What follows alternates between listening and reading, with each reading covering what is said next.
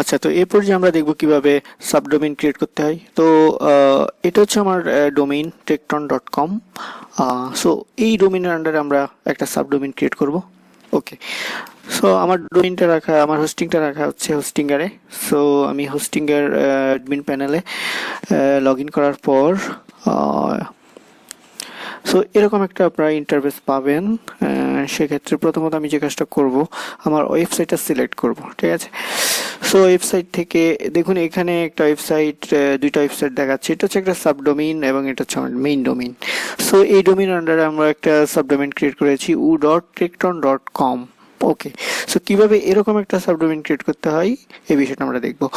তো যে কাজটা করব, এই যে আমাদের মেইন ডোমেইন ড্যাশবোর্ড থেকে, ড্যাশবোর্ডে ক্লিক করার পর এখানে এরকম একটা ইন্টারফেস দেখবেন। তো সেক্ষেত্রে সাইডবার থেকে এখানে যাবেন ডোমেইন।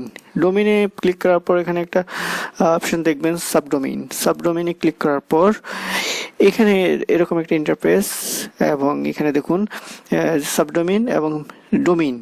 সো এরকম আমি সাপোজ এক্সটেনশন এরকম রাখতে যাচ্ছি blog.tecton.com অ্যান্ড ক্রিয়েট ক্লিক করার পর এখানে দেখুন একটা সাবডোমেইন ক্রিয়েট হয়ে গেছে।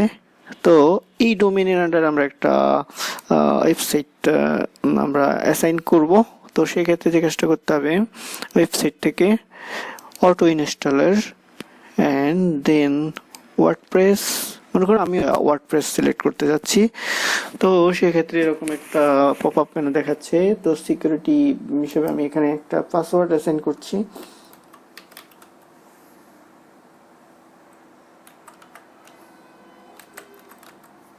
ওকে, অ্যাডভান্স থেকে আমার এই যে blog.tecton.com এই ডোমেনের জন্য আমরা একটা ওয়েবসাইট ইনস্টল করব, WordPress website.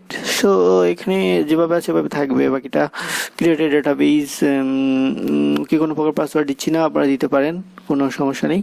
So next click করার পর আচ্ছা এখানে একটা টাইটেল দিতে হবে, তাই তো? আচ্ছা, তো সাপোজ যে কোনো একটা টাইটেল আপনারা দিবেন আপনাদের মতো করে, ব্লগ ফর টেকটন। ওকে,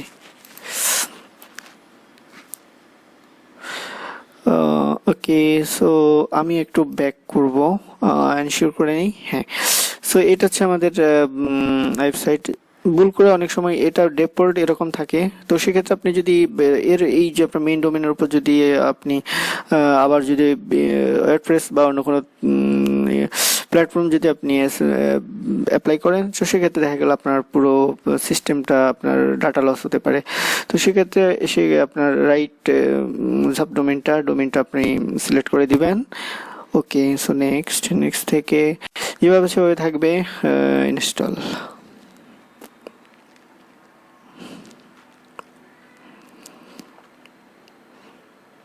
ওকে, আমরা কিছুক্ষণ অপেক্ষা করি।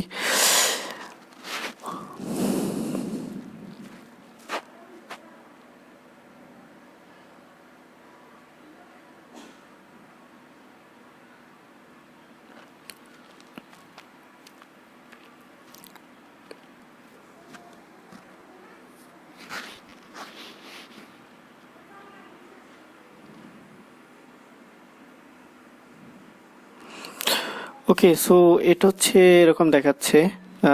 তো আমরা যে কাজটা করব,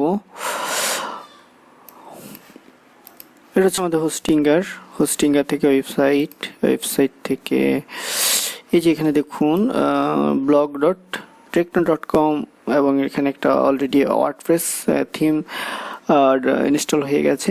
তো আমরা যদি অ্যাডমিন প্যানেলে যাই,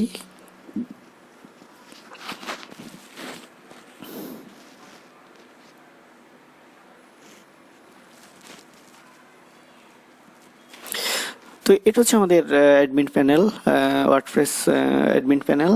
তো এখানে আমরা আমাদের ওয়েবসাইট ডিজাইন করতে পারি।